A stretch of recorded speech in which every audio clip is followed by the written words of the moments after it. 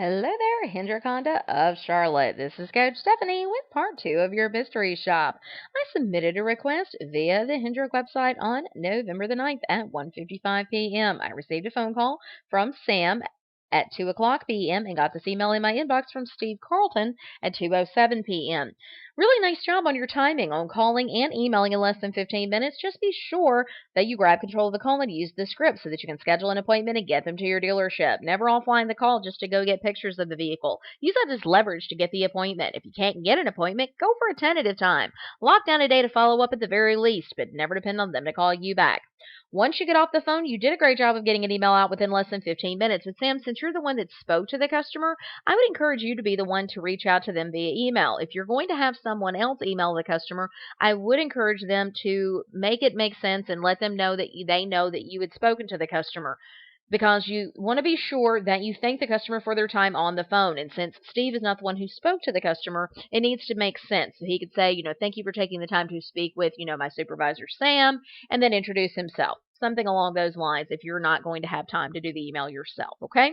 The email does have an attention-grabbing subject line because I was looking for an email about the Odyssey since you had agreed that you would send pictures, and I did get those pictures, so nice job there.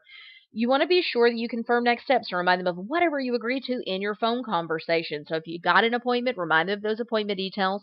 At the very least, you should be scheduling a phone follow-up and remind them of whatever day you're going to follow up with the customer.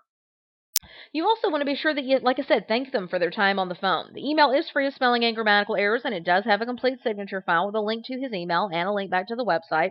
So great job there. However, you want to be sure to give the customer a value statement about your dealership. Here in the signature file, it says something about the 13-time Honda President's Award winner. That's great information, but it needs to be in the body of the email in order for it to count as a value statement. Remember, you want to make your dealership stand apart from the competition. This is the type of information that I'm looking for, but it needs to be in the value body of the email so that it stands out to the customer. A lot of people are not looking for information down in the signature file. So be sure that we're giving a value statement in both the phone call and the email as well so that you make yourself stand apart from the competition. This is a prestigious award, and you want to let customers know about that. It really builds value when they know that your dealership is able to win an award like that, because it says volumes about how you treat your customers. So keep up the hard work and keep practicing. Your secret code for today is practice. Practice. Practice. Have a great day.